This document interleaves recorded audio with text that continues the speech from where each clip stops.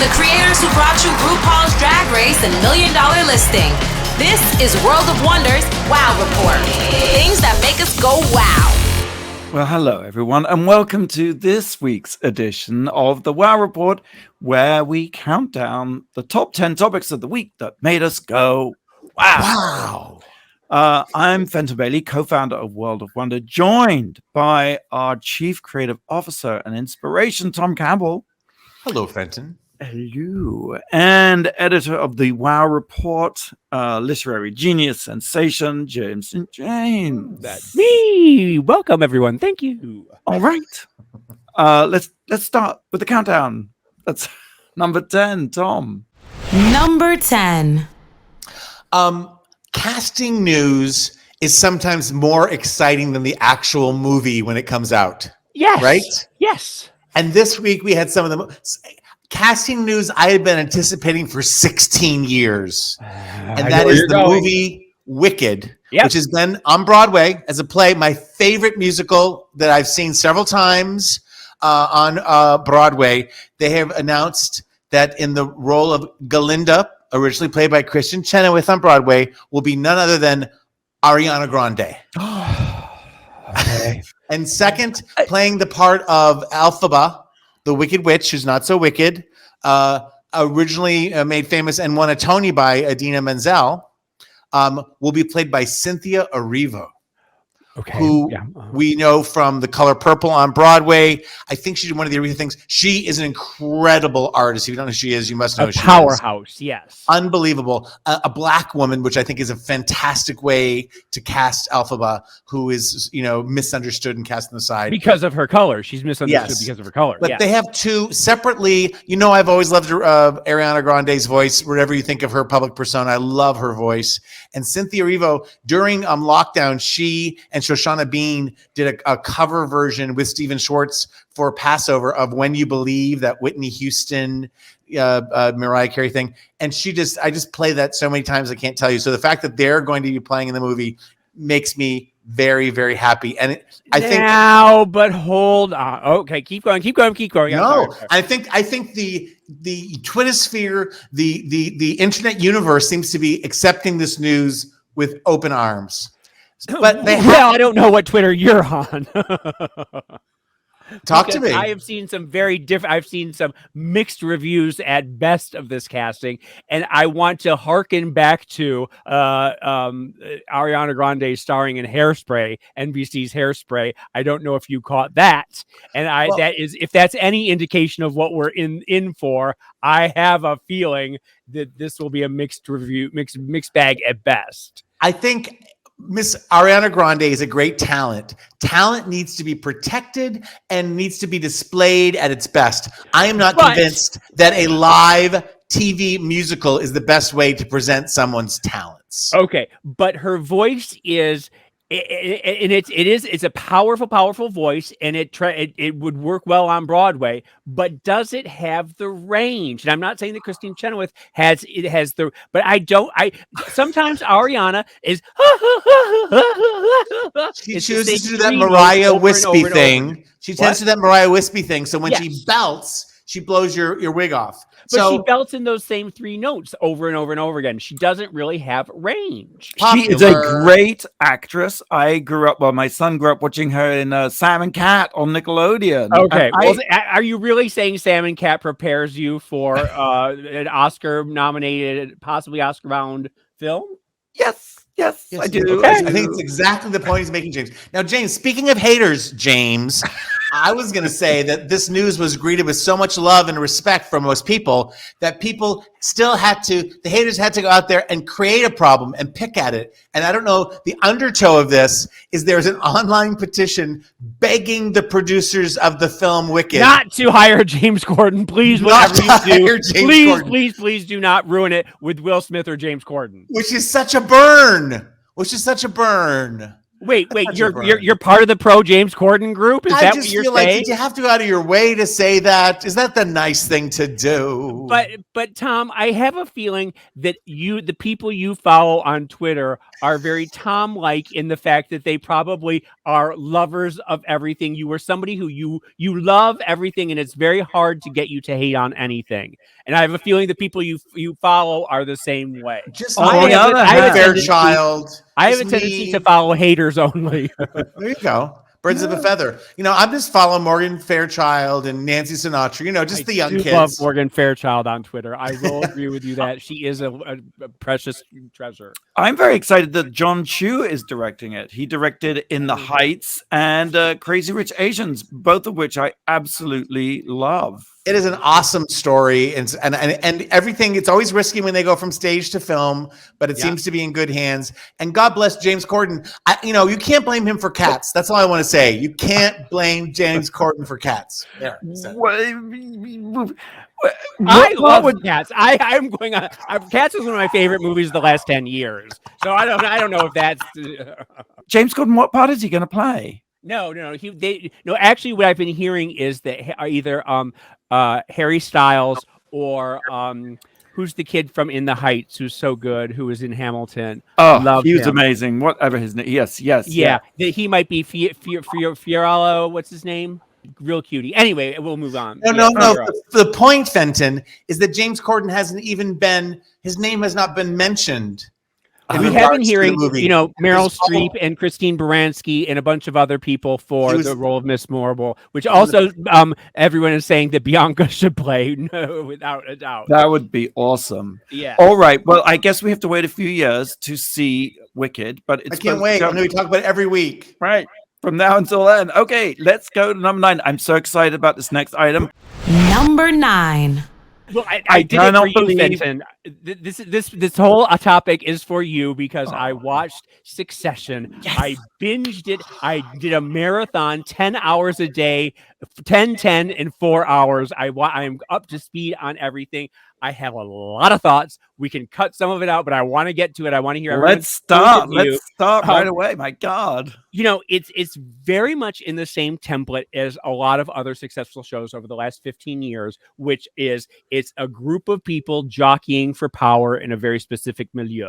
Whether we're talking Downton Abbey, Mad Men, Game of Thrones, Breaking Bad, they're all the same story essentially. And this is a group of billionaires in a very rarefied strata of society.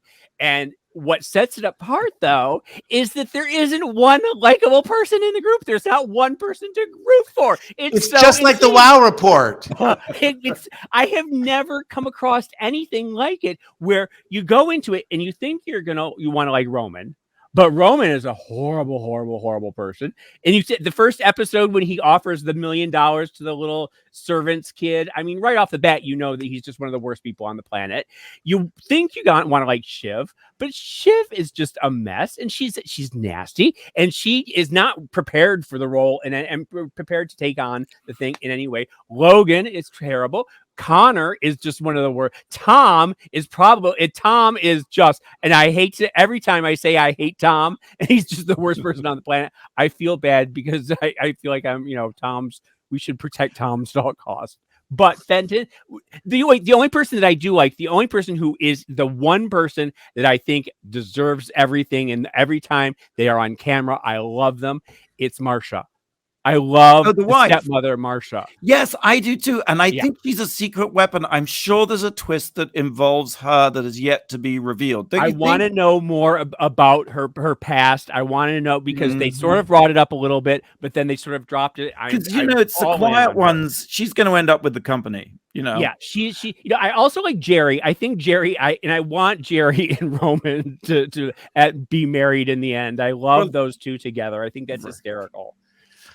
Well, you have a lot of thoughts, so they're all horrible. That's thought number 1. What's thought number 2? Like, do you recognize? Logan, do you know who it is?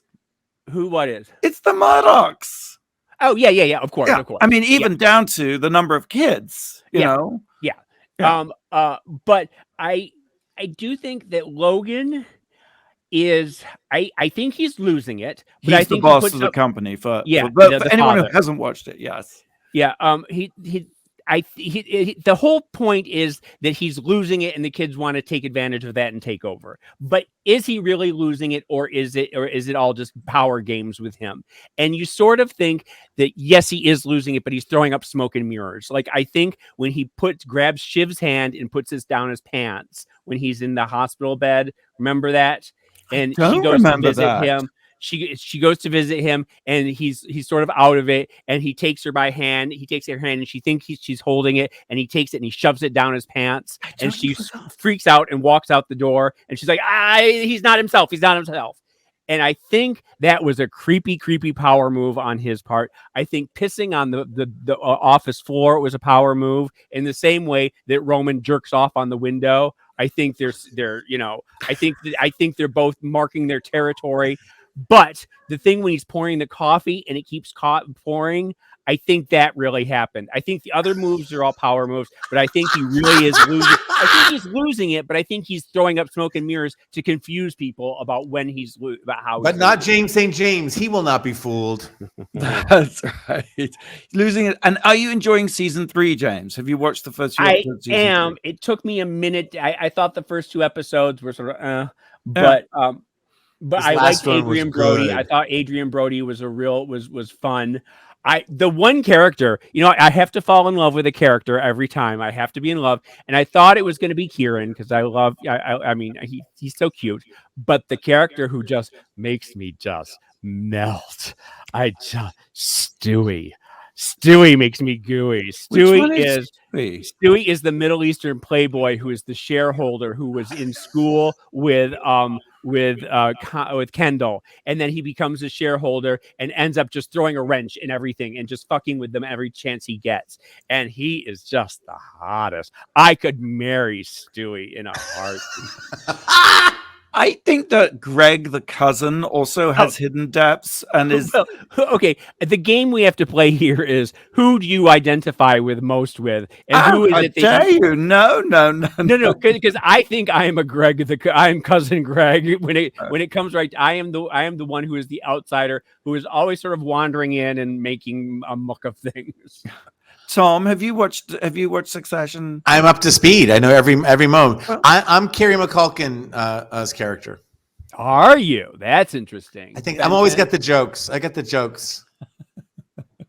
That's what they're called. Oh my God.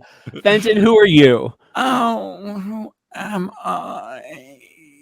I don't know, but I'm in it. Are you Logan? Are you Logan? No. Are you Shiv? No. Are you Shiv? Are you Connor? You are not a Connor. You were definitely Connor. Is Connor this ultra? I mean, in a world of douches, is Connor the ultra douchey one? Who's the Connor husband of Shiv? Shiv? Sort of the older son who doesn't really matter and sort of is like shuts it off to the side. There you go. That's me. I'm Connor. Succession airs on HBO every Sunday, 9 p.m. Eastern Standard Time. So, number 8. Number 8. Speaking of ensembles of people struggling for power, House of Gucci. James, I saw it. You're going to eat your words when you see it. It is unbelievably good. It is campus tits. The performances, Jared Leto is so good. He plays, well, it's the funny thing. I hear Jared Leto is in a completely different movie altogether. That like everyone else is doing one thing and Jared's doing his own thing. They're all in there. Have you seen it?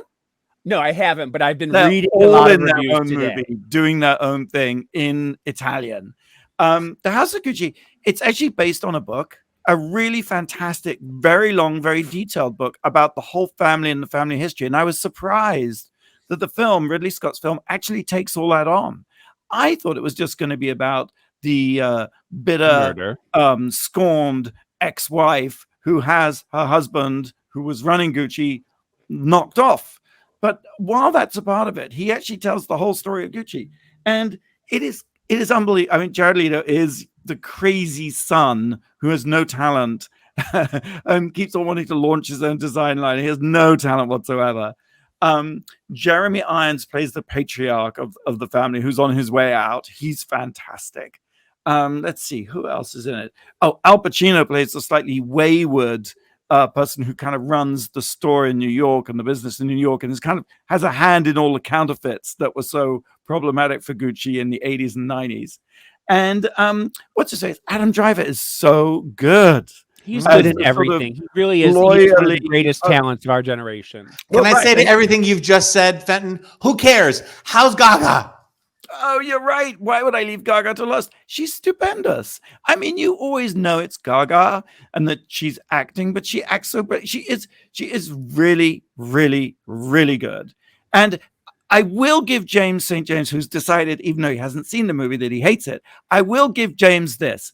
There is a point at which the movie is entering its sort of second hour, and they get to oh God, who's the Tom Ford, who saved the House of Gucci, the young designer, and it's just wrong. He's just so off. And then, bless my soul, Anna Wintour pops up, someone playing Anna Wintour, and that is so wrong. I mean, better to have a Muppet play her than whoever they have playing her. They didn't cast Alaska Thunderfuck, the drag queen, to play. They really should have. They really should have. And so it's just, suddenly there's this weird Tom Ford person, this awful Anna Wintour thing, and even the guy, what's his name? Andrew Leon Talley. Oh, the troika they are so bad, and there's a fashion show, and suddenly you're like, this fashion show is shot all wrong. It doesn't look like a fashion. Suddenly the whole movie, you feel maybe they ran out of money. It just veers into some awful sort of student production. I was like, what's that is the one thread that I keep seeing over and over again, that the last third of the movie veers off into this weird area that like it goes off its wheels completely. It really does. The whole thing falls apart in the last third. Which is a shame, because the first 60, 75 minutes is awesome. The first 4 hours are magnificent. It is awesome. 10. And it's in a gorgeously sort of washed out palette, and it's just fabulous. Tom, question: after watching the movie, do you want to put on, wear, or buy more Gucci? Well, here's the interesting thing. Gucci is unquestionably having a mega moment right now, right? They had that fashion show on Hollywood Boulevard. James is making one of his faces.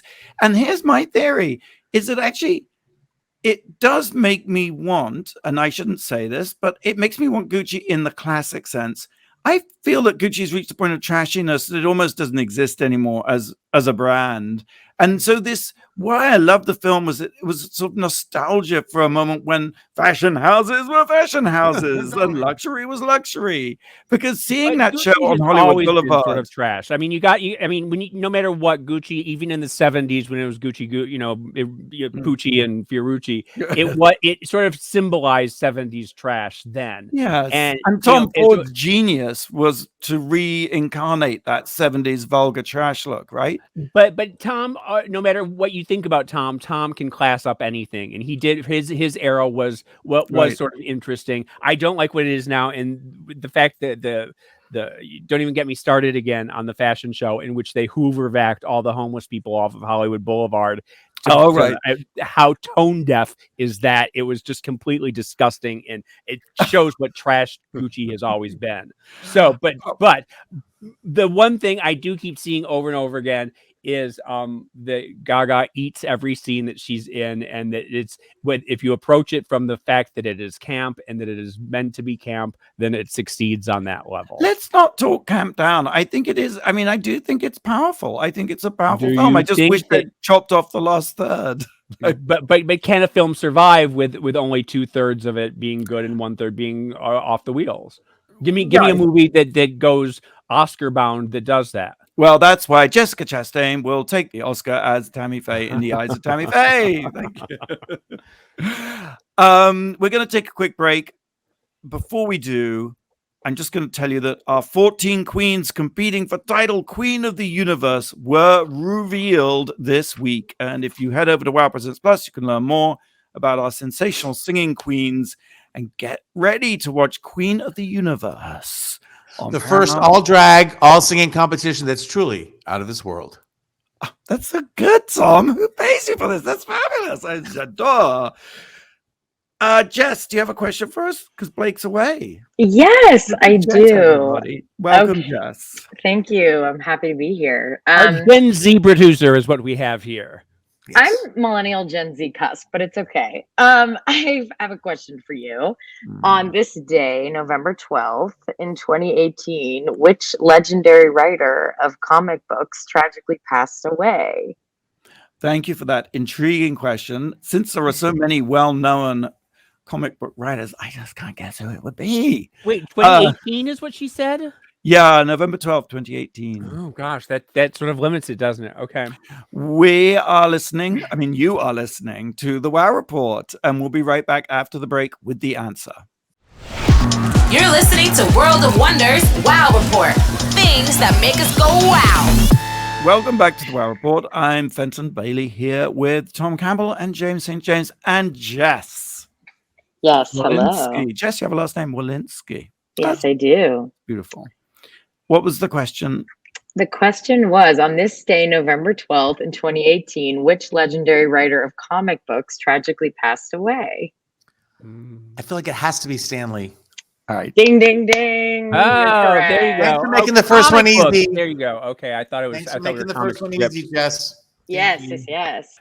10, 9, 8, number 7, counting down top 10 things that made us go wow. Tom. Number 7.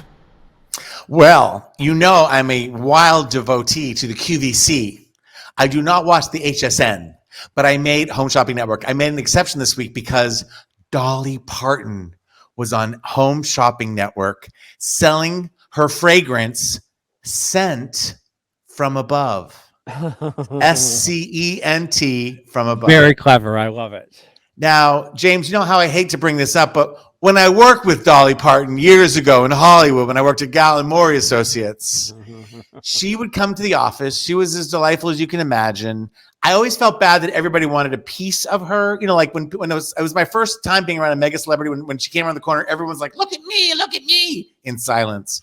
But you knew Dolly was coming because you could smell her. You could smell her coming. And she wore That's what they say about me too. Well, when you leave, I can smell you as well. It's a different smell. She claimed then and claims now that she put an incredible amount of different perfumes and powders on to create her signature Dolly. You'd smell her in the elevator all day if she'd been in the elevator, but it was pleasant and it was Dolly and it's like you're touched by an angel. And now she's come up with her own fragrance finally that she's selling on HSN. Is this the first time? Is this her debut fragrance? I think it is, yes, because she said she had it's on YouTube. Thank God for the YouTube. She's wearing a little Santa outfit. She's sitting there in Nashville and she's selling her heart out there. And she says like, I'd wear this stuff. She goes, I do wear this stuff. She goes, well, of course I get it for free, but I'd pay money for it too. She's so self-effacing. They ask her to like, Dolly, go through the notes. She goes, well, I don't know much about notes other than playing on a guitar, but I'm told, she just is so good. She was born for home shopping anyway. Yeah. And have you bought some? Yeah, that's the big question. I did buy some. I had to. And I'm sorry, I'm not going to presents. I think it's my friend Laura, I hope is not listening. I think because it was a 3-piece special value of the day, whatever they call it, HSN, and it's the eau de perfume with a Dolly butterfly on top. Then there's a Dolly butterfly ornament, for no good reason, and then some kind of scented body lotion. So Laura and her 2 daughters, I thought it'd be the perfect gift for the family is to stink up the house with the Scent from Above Dolly scent. And now, as we know, it's all about the butterfly. Oh, are you somebody who? Because I have, a lot of, Elizabeth Taylor's White Diamonds. I have Miss Piggy's Moi. I have Debbie Gibson's Electric Youth. I have some Days of Our Lives. I think came out with a perfume years ago. I do like my celebrity perfume. So I could not support Dolly. You just want to throw money at Dolly. You're just like, take it. And she was so self-effacing as always. She's so good in every, film, music, television, and now home shopping. Dolly rules. The Dalai Lama. Oh, I must be the first one to come up with that. Scent from Above is selling like hotcakes, but if you can score one, you can find Dolly Scent from Above exclusively on HSN. Hey, do you know how HSN started? Did you know this? No. Long time ago, it was a radio station, and the advertiser, they were advertising can openers, but they couldn't pay their bill. So they paid the radio station with can openers. And that gave the idea who ran the station, he had to get rid of all these can openers. And that was the birth of home shopping. Uncanny. Oh, thank you. Number 6, James. Number 6. I wanted to talk for a brief second about the Travis Scott tragedy that happened at the Astrodome over the weekend, in which 8 people died during his concert. And it's interesting because there's the old phrase, "Dogs bark and the caravan moves on." And last week it was all about Alec Baldwin, and it was wall-to-wall coverage about Alec Baldwin, and then that got dropped very quickly, and now it is wall-to-wall coverage on CNN and MSNBC and Fox about this tragedy that happened. It's sad, but it was also sort of, you saw it coming, because he is famous for having these concerts in which his crowds are out of control. He's famous for having this mosh pit that he sings about. He raps about how the people are always getting hurt at his concerts. He tells people on stage, "Let's make the floor shake. Let's move it forward. Everybody move forward." He knows what's happened. It's happened at 8 different concerts over the past years where people have been hurt, since like 2018, and there weirdly was not a contingency plan in place for what happens when there was a crowd surge. But on the other hand, if you've ever been in a crowd surge, there is nothing to do. There is no way, once you have 10,000 people all moving in the same direction, there's no way to stop it. Like it's happening. And I was in one in the late 70s at a concert, and it was like either Journey or Foreigner or something like that. And I was near the front, and the crowd surges, and you are picked up off your feet, and you are just sort of taken along on this wave. And it's a terrifying, it's literally one of the scary. I've had a phobia of crowds ever since then. Right. I have also, at a rave once in 2010 in Phoenix, I was the object of a crowd coming towards me, and I was up against a fence, and the crowd just sort of surged towards me, and I had a security detail, and he managed to get me out ASAP. But that feeling of just it's a wave that's coming at you. It's terrifying, and it is the responsibility of Travis Scott, who was on stage and could have stopped the show. The producers of the event should have been able to stop the show. Nobody did. And what did you guys think? I mean, I wanted to ask you about this detail of someone stabbing people with hypodermics. What do you think that was all about? Have they figured that out yet? There was a security guard who was stabbed in the neck with a hypodermic. Yeah, that did happen. And I think that at anything like this, you're going to have a few bad apples that are going to be doing shit like that. There's also talk that there was a lot of fentanyl overdoses that happened. But I think that that's separate than the main issue that Travis needs to, and Travis has since paid for the funerals of the victims, and he's also offered, good guy that he is, he's offered 1 free month of professional counseling over the internet. He partnered with some group that he's getting money off of, and his apology is sort of half-assed apology. I feel like there's more that can be done, but on the other hand, what can you do when a crowd starts surging? I also think that the big problem here is I don't like stadium crowds. I think we need to rethink stadium crowds altogether in the age of COVID. I think post-COVID, I don't think we need to go back to having 10,000 people in a room. I don't. I think that there's you're asking for problems on all fronts. The only thing I could think of in my story is not very interesting, but when I went on the Women's March on Washington the day of the Trump administration, it was so many more people attended than they thought, and it wasn't that well organized. Everyone was peaceful and in a good mood. There was no surging, but like at one point, a big crowd of us went where we thought was a way out, and it ended up being a dead end. And so everyone turned around when they reached that dead end. And so there was this like convergence of people. And in that moment, sort of what you're saying, nothing bad happened, thank God. But you just feel like, oh my, like you're underwater. But anything like something could happen, and it doesn't matter. It's not an intent of the crowd, but there's just something that happens when a large mass. Yeah, and it's just like water. It's like flooding water flood or something. So it's horrible. I don't know this about Travis Scott. I just know that he is with the Jenner and all that stuff. Well, that's the other thing. I do want to point out that People magazine, God,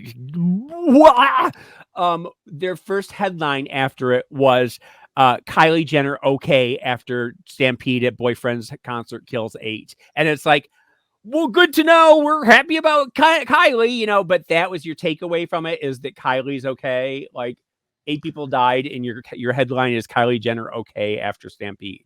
Well, hopefully they'll look at these things with a lot more caution. You hope that, again, you're talking, I mean, you put the things together, but the Alec Baldwin shooting, you're hoping there's hopefully something will change because of that, and maybe because of this tragedy. There's also something in the media that needs fixing too, where it's wall-to-wall coverage of Alec, and then it gets dropped, and they move on to the next thing, and then something will happen next week, and this will be dropped, and nothing ever gets resolved, or the story never ends. It's just dropped. Well, I think yes. Vis-a-vis that, I think it's interesting that the wall-to-wall coverage, but no real insight. Well, and we've talked about that before. The same level of lack of depth. You push it up to 10, and everybody screams and squawks, and then you're screaming and squawking about something else the next week. Because I read a fascinating article about the Rust set. One of the crew spoke out and said it was not a chaotic set, and just wrote this long, detailed piece, which, I'm sure there's two sides to the story, but it deserves to be heard. And if you've got wall-to-wall coverage, like, why isn't there room for all the details? But the same thing with that was there needs to be some sort of reset on the way that sets work. And will it happen because there's a new story now? So I don't know. Hope so. Well, let's move on. Number 5. Number 5. Let's get Kraken. Get it? Kraken, the Kraken, right? The Kraken is on the cover of Sports Illustrated. The Kraken, of course, is a giant octopus based on real life on the giant Pacific Ocean octopus, which hangs around in Puget Sound up Seattle way. And I blow me down. In 1963, there was a thing called the World Octopus Wrestling Championship. Have you ever heard of this? Octopus wrestling? Divers are octopi wrestling each other, or are they people wrestling the octopuses? That's it. Divers would go out into the Sound, look for an octopus, and when they find one, they would have to wrestle with it, bring it to the surface, weigh it, and put it back in the water. And you got traumatizing to the octopi, isn't it? Very, very. You'd get a point per pound, and it was actually in 1963. It was even televised, the World Octopus Wrestling Championship. James, you will be pleased to know that in 1976, the harassment or capture of an octopus without the intent of eating it was officially made illegal by the state of Washington. Well, the thing is, octopuses are octopi. I never know which one it is. I think we've talked about this on the show. We have. Fenton, you landed on octopuses, I believe. Oh, yes, octopus, octopi. But we know that they're highly intelligent creatures, and that they feel things, and they're smart, and they're like up there with dolphins and pigs as like some of the smartest animals out there. They have 9 brains. They have 8 legs. They have blue blood, and they can change into any color their 3 hearts desire. I mean, I think they're sort of space aliens, really. I think so too. I think they were sent from above. Tom? Sounds like my college a cappella group. 9 brains, blue blood. Thank you very much. The Din and Tonics. Are we talking about the Din and Tonics? I don't want to name drop. I don't want James doesn't want to name drop about Gallon Maury. Gallon and the Din and Tonics. Parton, At what point does the View come up? At what point do we mention The View? The View. I don't want to talk about The View with Barbara Walters and those coveted months I'll never be able to recreate. What about that luncheon you had with Elizabeth Taylor? Oh, Elizabeth at her house. Oh, what a beautiful time that was. I will just tell you, though, while we're still talking about octopi, sorry. there was actually a musical called The Last World Octopus Wrestling Champion. And there's a musical which was put on in 2019 by the Arts West Playhouse. And the story goes that someone called Grace, she wins the championship. And instead of returning it to the sea, she broke the pact between humans and the underworld, with the result that the octopus she kept split in half and turned into 2 children. I don't understand any of that, but I'm I glad don't that know. you did a deep Clinton, dive I'm going into to ask this. you a question. I want you to answer honestly. When's the last time you got some sleep, honey? How many days have you been up? I can reveal that Ariana Grande is going to play the octopus in the film adaptation of this musical. I'm all ears. And I'm all tentacles. Well, look, let's take a break. Jess, please, do you have a question? Yes. Hello. Okay, I have a good one. On this day, November 12th in 1954, which immigration center closed down after processing over 12 million immigrants into the U.S.? Jess, really I love you. toughy. You are asking my kind of questions this week. Oh, We'll have the that's answer right awesome. after the break, but I will just say before we go to the break, don't forget to catch Painted with Raven. It's WoW's first ever competition series, hosted by none other than Emmy-winning makeup artist Raven herself. And it's premiering on WoW Presents Plus, of course, November 25th. So It's the first competition reality show where you can win and never leave your home. there you go. We'll be right back after the break. You're listening to World of Wonders Wow Report. Things that make us go wow. All right, welcome back to the WoW Report. I'm Fenton here with Tom and James and Jess. Yes. Hello. All right. Let me see if you guys can answer this question. On this day, November 12th in 1954, which immigration center closed down after processing over 12 million immigrants into the U.S.? It could only be Ellis Island. Yay! Very good. Yay. We're counting down. Those are easy. I know that this week's questions are easy. She wants to make us feel smart about I ourselves. know, I feel so smart. What are we doing? Oh yeah, we're counting down the top 10 things that made us go wow, as usual, and we've reached number 4. Number 4. Well, speaking of someone who's being attacked this week, Aaron Rodgers. He's a football player. He came to because I don't follow football at all, but he was one of the guest hosts on Jeopardy. People kind of liked him, but he misled the NFL and his team that he was vaccinated. He said he was immunized, but he wasn't vaccinated. And it was revealed that he had talked to Joe Rogan and done whatever that horse tranquilizer. Invectrin, yes. Yes. And there was a clip that brought my attention because it was again, I don't watch football at all, but it was the NFL Fox team, Michael Strahan, Terry Bradshaw, Howie Long, Coach Jimmy Johnson, had to look him up.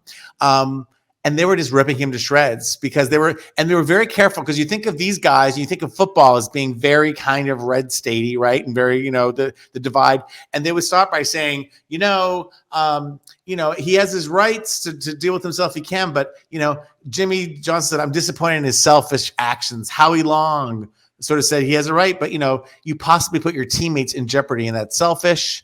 And then Terry said, let me give Rodgers some advice. It'd be nice if he came to the Naval Academy where they were reporting from, where the game was happening, and learned how to be honest. So they went deep.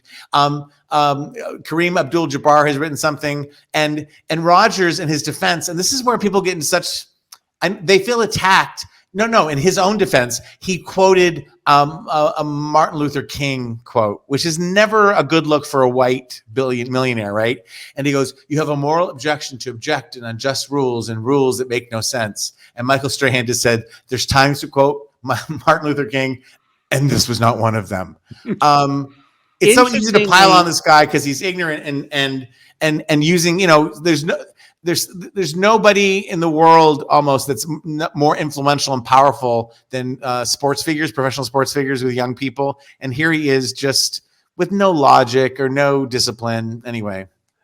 No, I think it is okay to pile on him, because it is okay to pile on someone for their ignorance, and if you can maybe change a few minds while you're doing it, then that's okay. I do wonder about, though, that Jeopardy has had a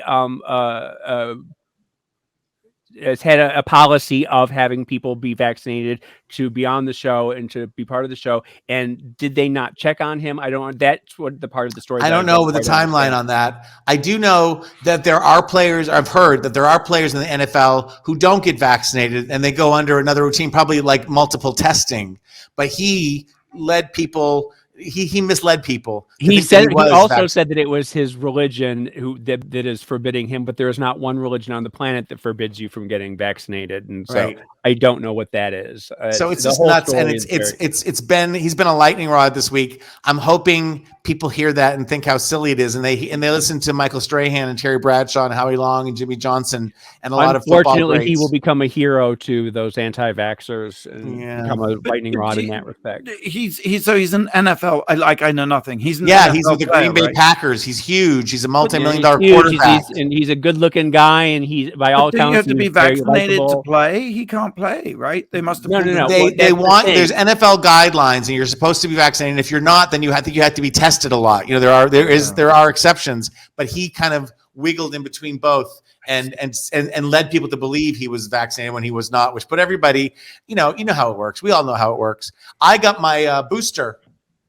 Congratulations. Last week. So I feel not infallible, but I feel like I'm following the rules and trying my hardest to keep this thing. I haven't had it yet. You know, you hear these stories, and I've survived so many things in my life that should have killed me that I'm very grateful to be alive, and I don't try to take my health lunch with Elizabeth Taylor comes to mind. Well, Elizabeth Taylor and Tom Campbell were very close at one point.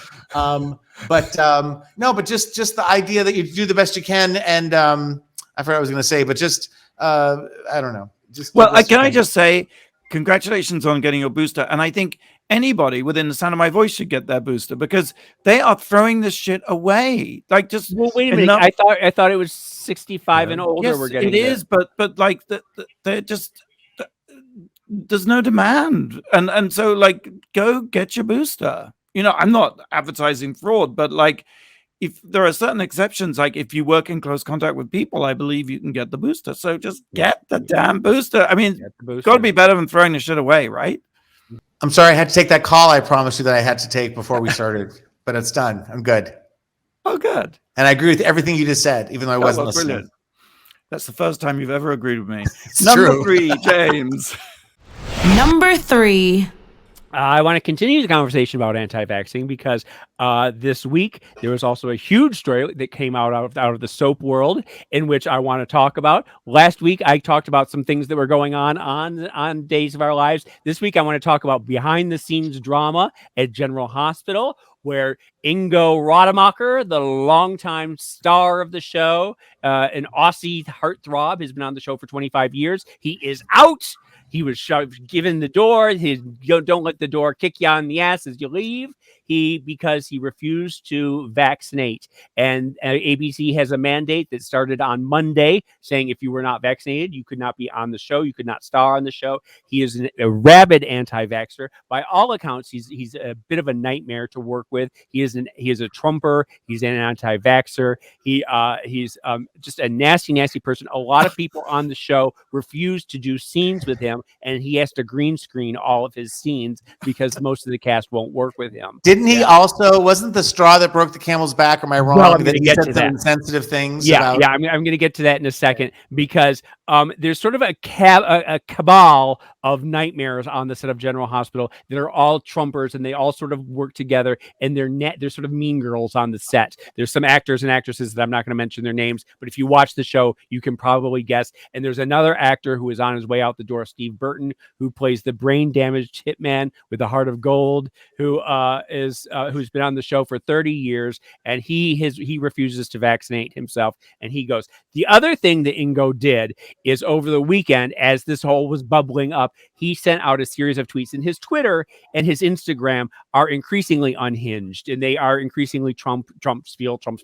But he said something very transphobic over the weekend. He called he showed a picture of a trans girl and he called her a dude. And there is a trans actress on the show, Cassandra James, who is just wonderful. She's just absolutely magnificent. She's fantastic. God bless ABC and General Hospital for having this trans actress who is the head of the hospital now. She's the head of General Hospital. She's really got a storyline of her own. She's really fantastic. But she came on in Twitter and she said, "I'm very disappointed in this." And his response was, "I can't be transphobic because I think you're hot," was the first thing he said. And the other thing, "I can't be transphobic because I let my son dress as a Disney princess for Halloween." So it was sort of this half-ass, like, not apology, but like he's just a nightmare. Thank God he's gone. I hope we get rid of all of them. And that's my General Hospital update. You know why that's very big of James? Because both Ingo and Steve Burton are very hot. So the ability that you were able to separate their hotness from your heart, I commend you, James. All right, moving on. We've reached number 2. Number 2. You know, normally they age wine by putting it in, laying it down in cellars where it matures. The new thing is to stick it at the bottom of the ocean and pull it up with bottles covered in barnacles and undersea, what have you. And so it's really a big trend. I think it was inspired by, over the years, they found a lot of shipwreck wine, you know, like... Well, I was going to say there was a very famous Peloponnesian wine from like 2,000 years ago that they opened and the fumes almost killed everybody. It was sort of a big thing that happened. I don't know if this is a good thing or a bad thing. I mean, well, the Peloponnesian wine accepted. There was, German U-boats in World War II sank a lot of boats, and they've been gradually recovering cases of champagne from the cold waters off the coast of Sweden. And apparently it's absolutely delicious and sells for like $35,000 a bottle. So I'll be damned. That's the new thing. But and they're doing this in Italy. They stick their wine underwater, which is, you get the bottle and it looks like, it's got barnacles on it. Adds a little. But wouldn't the pressure when you finally uncork it after it's been under sea isn't the pressure under sea? Wouldn't that do something to the carbonation? Well, if you were that deep, yes, I guess if you were that deep, the bottle would get crushed. But they're not that deep. However, there's a wrinkle because they suddenly thought this would be a good thing to do in the States. And the Alcohol, Tobacco Tax and Trade Bureau, the TTB, weighed in and said that under ocean waters, wine aged under ocean waters would be considered adulterated and is therefore illegal to sell. They have been held, they say, under unsanitary conditions, whereby they may have become contaminated with filth or may have been rendered injurious to health. Several possible contaminants to be found in U.S. coastal waters include gasoline, heavy metals, drug residues, pesticides, and sewage effluent. I don't do drugs anymore, but I used to do stuff that had pesticides, gasoline. I'm just saying, But by the same token, you couldn't put anything in the Pacific Ocean because the Fukushima power water, isn't apparently everything in the ocean, the Pacific Ocean. Yeah, radioactive. But apparently, people say, and they said they've done taste tests, that putting the wine in a bottle and then sealing that cap with wax so it doesn't leak, there's some kind of difference. And it's not just a few Ponzi wine critics. They've done sort of mass taste tests. And almost 100% of the people say that the wine that has been aged under the sea is better than the wine aged in a regular common garden cave. So, there you go. You can now purchase RuPaul's DragCon 2022 tickets. And if you add $5 donation to Extraordinary Families, the leading foster and adoption agency that works with LGBTQ plus parents and children, with your DragCon 2022 ticket purchase, World of Wonder will match donations through the month of November because this month is National Adoption Month. Did you know that? I did. We talked about it last week, didn't we? Yes. Well, at least you're listening. That's very encouraging. We're going to take one more break, and when we come back, reveal the number one thing this week that made us go, wow. You're listening to World of Wonders Wow Report. Things that make us go wow. And welcome back to the Wow Report. We've been counting down the top 10 things this week that made us go wow, and we've reached number 1. Number 1. We lost another great member of the Hollywood community. Someone who'd been in film since he was a young boy. that I know best from Quantum Leap. And that person is James St. James? Dean Stockwell. And, he was a child star, like you mentioned. And he most famously, he was in a very famous cult movie when he was a child called The Boy with Green Hair, which is many people think an allegory for being a young gay boy because he was persecuted for being different and he was ashamed of who he was and all of that. He also, as you said, he had great success in TV, Quantum Leap, and later Battlestar Galactica. He was in the reboot of that. He was also very famously, he had a big resurgence in the 1980s in Paris, Texas, and Blue Velvet. You remember the guy? He was the creepy guy in Blue Velvet singing. With Dennis Hopper. He was in Blue Velvet, as was Dennis Hopper. You're putting me on the spot. That's twice you've done it, Fenton. I'm just trying to figure out who Dean Stockwell. I'm like ignorant here. I don't really know Dean Stockwell. He was very, very handsome as a young man. He was so handsome. He was my favorite role of his. He was in Long Day's Journey into Night with Katharine Hepburn, which is my favorite Katharine Hepburn movie. She plays a morphine addict. He's dying of tuberculosis. He's her son. It's just one of the best movies of all time. He was so handsome in that. He's somebody who is by all accounts beloved by all of his co-stars, by audiences. He's always been fantastic. Fenton, you figured it out. I'm Googling him. Was he a little James Dean looking when he was younger? He was, yes. He was very handsome in that sort of pretty boy 1950s way. And grew into a ruddy character actor. He really has a prolific career and like 70 years long or something of acting. Just really remarkable. Yeah. And I think in the 60s and 70s, he was part of the Dennis Hopper hippie new film kind of. Yeah. And what finished him off? Life.